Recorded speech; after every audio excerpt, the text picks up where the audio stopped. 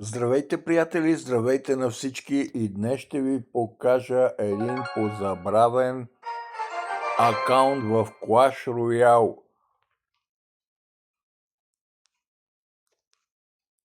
Намалям звука, за да е по-приятно. И представям ви Дънди Крокодила. 8123 купи, но тук уникалното е, че сме заедно с акаунтът ми Дино Ютубър в кланът Белия Жерав. Заповядайте в него, да го напълним и да играем заедно на едно прилично ниво. Както видяхте, Дънди Крокодила е в Белия Жерав, а там е Дино Ютубър, който е с тези скромни купи, както се вижда.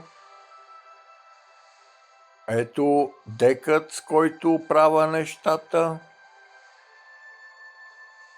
И да, купите, победите, всичко както си му е реда.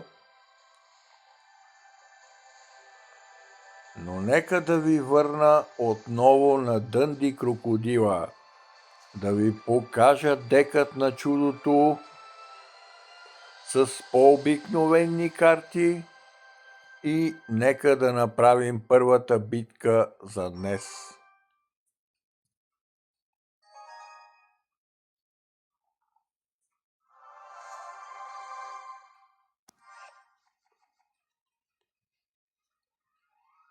Тринайсти левел опонент.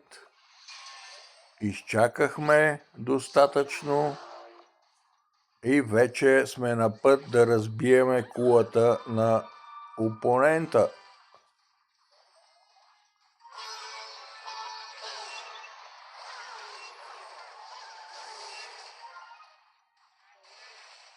А тук тази пека ще бъде посрещната от скелетна армия.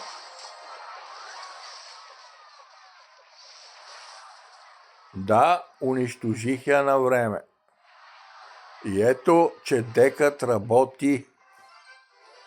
Пускам братваря, за да не дава много шанс на мислене на опонента.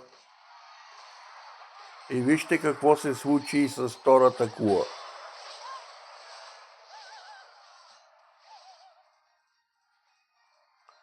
Тук е момента за мини пека. Тя е по-бърза и удря силно. Така повредена пеката на моя опонент е друго нещо. Това, което не очаква,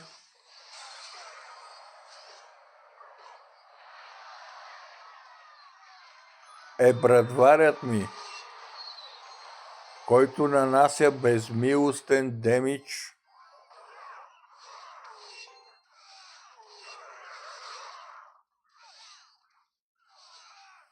И тук барбаряните, които бяха засечени, но Уизърда е за тази работа.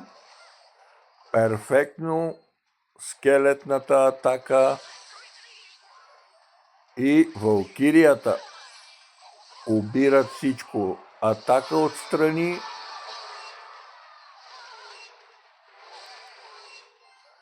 и ето я и победата.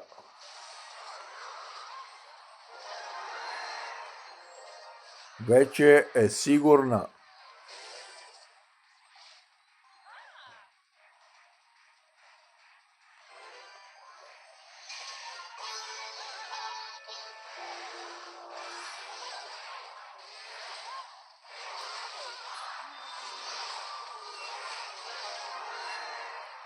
Това се казва да победиш с трите кули.